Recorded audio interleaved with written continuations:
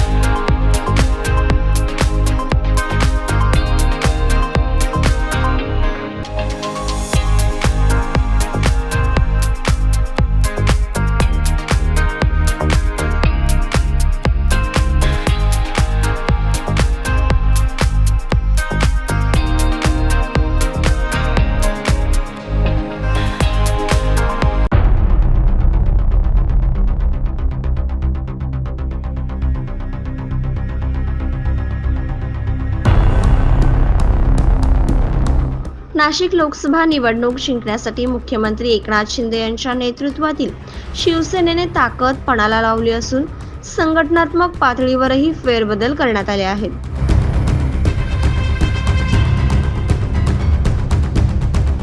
शिवसेना शिंदे गटाचे जिल्हाप्रमुख अजय बोरस्ते यांना जिल्हाप्रमुख पदावरून बढती देत त्यांची उपनेतेपदी नियुक्ती केली आहे. तर शिवसेना ठाकरे गटाचे नाराज माजी जिल्हाप्रमुख विजय करंजकर यांची पक्षप्रवेशानंतर जिल्हा प्रमुख पदावरती वर्णी लावली जाण्याची समजते. करंजकर यांच्यासोबत ठाकरे गटातून येणाऱ्या काही पदाधिकाऱ्यांनाही नियुक्ती दिल्या जाणार असल्याने आणखीन काही फेरबदल केले जाण्याची शक्यता आहे. अर्ज माघारीसाठी अवघे काही तास शिल्लक असताना नाट्यमय घडामोडी घडत आहेत. आधी शिवसेना शिंदे गटाने ठाकरे गटाला धक्का देत माजी जिल्हाप्रमुख विजय करंजकर यांना आपल्या तंबूत दाखल करून घेतले आहे. लोकसभा निवडणुकीत शिंदे गटाकडून उमेदवारी जाहीर होणे व प्रचारासाठी उशीर झाला असल्याने डॅमेज कंट्रोलसाठी आता संपर्क प्रमुख व सचिव भाऊसाहेब चौधरी यांनी प्रयत्न सुरू केले आहेत.